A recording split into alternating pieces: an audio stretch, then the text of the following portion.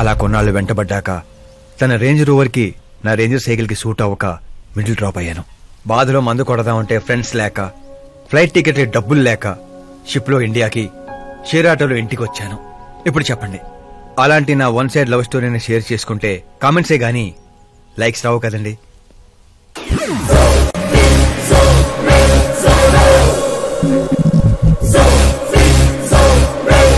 ఏంటి కథలు చెప్తున్నా? వింటుంది కదా అని. నన్ను పుష్కరాల్లో చూసావా? అబ్బే, మొన్నే పార్టీలో ఫస్ట్ టైం చూశాను.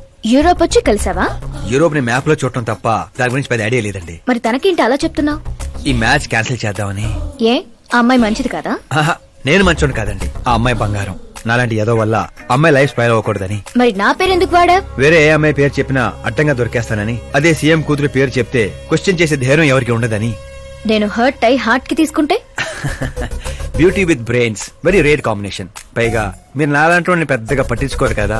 మా నాన్న సీరియస్ గా తీసుకుంటే? ఏమండి, బేసిక్ గా నాకు స్టైల్ ఉంది. ఎదుటి వాళ్ళ రియాక్షన్ బట్టి నా యాక్షన్ ఉంటుంది. నువ్వు చాలా తేడా. అదే నాకు మిగతా వాళ్ళకున్న తేడా. I love you. నువ్వు కరెక్ట్ గానే విన్నావు. Get ready to get into my life. Meera garu, మీకు నా గురించి పూర్తిగా తెలీదు. అన్ని ఒకేసారి తెలుసుకోవాల్సిన అవసరం లేదు, తెలుసుకుంటాను. నా గోల వేరండి. కానీ ఇక నుంచి నా గోలా నువ్వే. నేను ఎప్పుడు ఎలాగుంటానో నాకే తెలీదు. 365 days ఒకేలా ఉండేవాళ్ళంటే నాకు మహచ్చరాకు. I'm wild. You have no idea about me. Wait for my dad's call.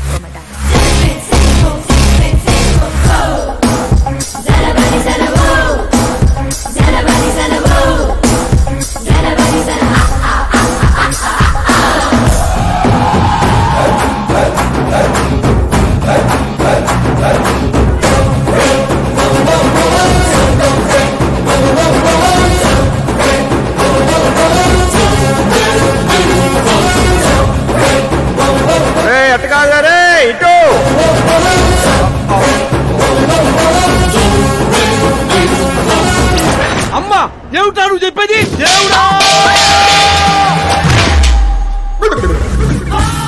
ఏమిట్రా ఈ దరిద్రం? సీఎం గారి కూతురు నీకు ప్రపోజ్ చేయటం ఏంట్రా? ఏ అబద్ధాలు చెప్పి పడేశావురా అమ్మాయిని? అబద్ధాలు చెప్పలేదు వర్జన, అన్ని నిజాలే చెప్పాను. పడిపోయింది. శాస్త్రి గారు మీరు అలా చేయకూడదండి. ఒరేయ్, నీకు దండం పెడతానురా. నీ ఫ్యూచర్ ప్లాన్ ఏంటో చెప్పరా? ఫ్యూచర్ ని ప్లాన్ చేయకూడదు శాస్త్రి గారు, ఎంజాయ్ చేయాలి. ఎంజాయా? దీని అబ్బా జీవితం బ్రహ్మచర్యమా నా బ్రహ్మచర్యమా? శాస్త్రాలని 50 ఏళ్లుగా బ్రహ్మచర్యంతో స్త్రీలను పక్కన పెట్టానురా. నా గెరిట నేనే తిప్పుకున్నాను రా. ఇంకెందుకురా ఈ జీవితం? ఇంకెందుకురా ఈ దండ? ఇంకెందుకురా ఈ పంచ? ఎందుకు ఈ బట్టలు? ఈ రోజు నుంచి నా పేరు శాస్త్రిలో శా ఉండదు, ఓన్లీ స్త్రీ ఉంటది. స్త్రీ. నువ్వెక్కడ శాస్త్రి గారు? స్త్రీ. శాస్త్రి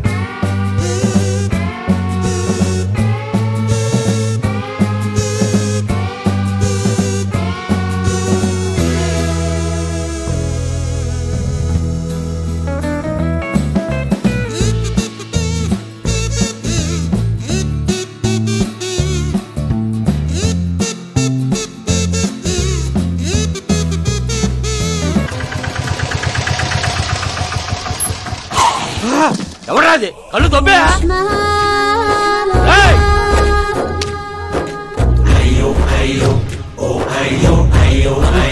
సిద్ధప్ప గారు మీరా? నేనేనయ్యా పంతులు. అయ్యో, రాజధాని కోసం భూమిని కోల్పోయి రైతులాగా ఎలా అయిపోయారేంటండి? ఏం చెప్పమంటారు పంతులు గారు, వాడిచ్చిన షాక్ కి అన్నయ్య ఇంట్లోంచి గెంటేశాడు. దేవుడా! అందుకే పగటిపూట వాటర్ క్యాన్లు వేసుకుంటూ రాత్రులు అమీర్పేటలో ఇడ్లీలు వేసుకుంటున్నాను. మరి ఫ్యామిలీ అండి? నా పిల్లమేమో పొట్లాలు కడుతుంది, పిల్లలేమో చట్నీలు వేస్తున్నారు. పంతులు గారు, మా హోటల్లో చట్నీ బాగుంటుందో ఒకసారి ట్రై చేస్తారా? ఏమిటండి మీకు ఈ కర్మ? నేను అప్పటికీ చెప్తూనే ఉన్నాను, ఇది రియల్ స్టోరీ చిత్తప్ప గారు అని. నా మాట విన్నారా? వినకుండా ఇలా ఇలా చిటికలేసుకుంటూ ఇది నా వంటి స్టోరీ, నాకు నచ్చిన స్టోరీ అని రెచ్చిపోయారు. అయినా ఏమిటి దరిద్రం? ఊరెళ్ళిపోవచ్చు కదా.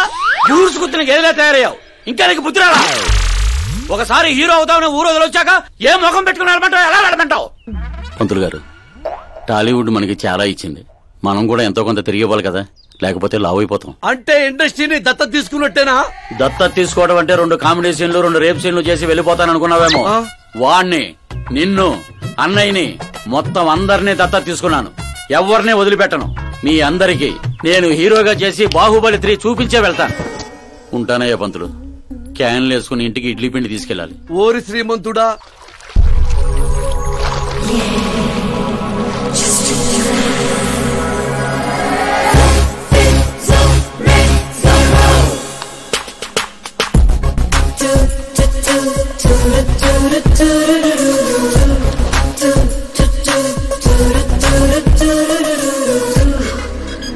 Hey Meera! Hi, 1 minute. Yeah.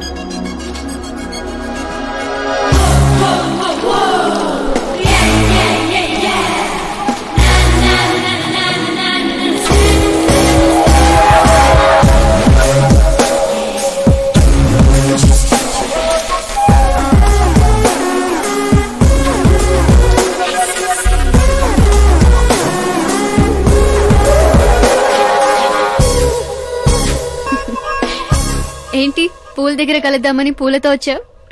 నీకు థ్యాంక్స్ చెప్తావని. థ్యాంక్సా? ఎందుకు? నీ వల్లే కదా ఆకాష్ నాకు పరిచయం అయింది. నా వల్లేంటి కొత్తగా? తను నీ ప్రేమ కోసం నీ చుట్టూ యూరప్ అంతా తిరిగితే. Crazy guy. యాక్చువల్లీ అలాంటిదేం లేదు. తను నీకు స్టోరీ చెప్పాడు. స్టోరీనా? అయినా ప్రేమలో పడేయడానికి స్టోరీలు చెప్తే తప్పు గాని తను బయటపడడానికి చెప్తే తప్పే ఉంది. అంటే తను చెప్పినవన్నీ అందమైన అబద్ధాలు. అలాంటి వాడిని నువ్వు ఓకే చేసావా? అలాంటి వాడు కాబట్టే ఓకే చేశాను. అవును, అతని గురించి తెలుసుకున్నాను. ఫేమస్ అవ్వడానికి రాయితో కొట్టడం, ప్రమోషన్ రాగానే మినిస్టర్నే రోడ్డు మీద వదిలేయడం, నీతో పెళ్లి ఆపడానికి నన్ను వాడుకోవడం. సంథింగ్. అతని ప్రెసెన్స్ ఆఫ్ మైండ్ కి పడిపోయాను. శ్రద్ధ, చాలా మంది ఆడపిల్లలకి ఒక వయసు వచ్చాక ఎప్పుడో క్వశ్చన్ మైండ్ లో తిరుగుతూ ఉంటుంది. అందమైన వాణ్ణి చేసుకోవాలా, డబ్బున్న వాణ్ణి చేసుకోవాలా, చదువుకున్న వాణ్ణి చేసుకోవాలా అని. కానీ ఆకాష్ ని కలిశాక నాకు క్లారిటీ వచ్చింది. తెలివైన వాణ్ణి చేసుకోవాలని. ఎస్, నాకు క్లారిటీ వచ్చింది. మమ్మీ, ఆ కరెంట్ వాళ్ళు మళ్ళీ టచ్ చేశారా? రోజుకి 2 సార్లు చేస్తున్నారు. ఓకే చెప్దామా? కన్ఫర్మ్డ్ గా నో చెప్పే. నేను ఆకాష్ ని చేసుకోవాలని ఫిక్స్ అయిపోయాను. అతను వద్దనుకున్నాడు కదమ్మా. ఇప్పుడు నేను కావాలనుకుంటున్నాను. లేకపోతే ఏంటి, వాణ్ణి దానికి వదిలేస్తానా? డాడీ ఎప్పుడో సీఎం అవ్వాల్సిన వాడు, కానీ వాళ్ళ నాన్న మా నాన్నని తొక్కాడు. ఇప్పుడు అది నన్ను తొక్కేస్తుంది. నేను వదలను. నేను ఆకాష్ ని అస్సలు వదలను. ఆపో, ఆ దరిద్రాన్ని ఆపు. ఇదా వాడితో నీ లవ్ స్టోరీ? నిన్ను చేసుకోవడానికి ఎలాంటి వాళ్ళు వస్తున్నారో తెలుసా? తెలుసు డాడ్. నన్ను చేసుకోవాలనుకునే వాళ్ళందరూ ఇలా నా రేంజ్ చూసి వచ్చేవాళ్లే. చూసారా డాడ్, అక్కడ చూస్తే ఏం కనపడుతుందో? రూఫ్. నన్ను చేసుకోవాలనుకునే వాళ్ళందరూ ఆ రూఫ్ లాంటి వాళ్లే. అక్కడ లైట్లు, ఫ్యాన్లు, ఫాల్ సీలింగ్ తప్ప హేవీ ఉండవు. అదే ఆకాశ్ అయితే ఆకాశం లాంటివాడు. అక్కడ మబ్బులుంటాయి, మెరుపులుంటాయి, మై మరుపులుంటాయి. లైఫ్ థ్రిల్లింగ్ గా ఉంటుంది. వాడు ప్లాట్ఫామ్ కాడమ్మా. మంచి ప్లాట్ఫామ్ మీరు క్రియేట్ చేయండి, జస్ట్ ఫర్ అ చేంజ్. వాడికి నీ చెయ్యి పట్టుకునే స్థాయి లేదమ్మా. ఎలా నచ్చాడు? ఒక మనిషికి ఇంకో మనిషికి తేడా కలర్లోనూ, కండలోనూ, పర్సనాలిటీలోనూ, బ్యాక్గ్రౌండ్ లోనూ ఉండదు. ఇక్కడుంటుంది. ఆకాష్ లో ఆ తేడానే నాకు నచ్చింది.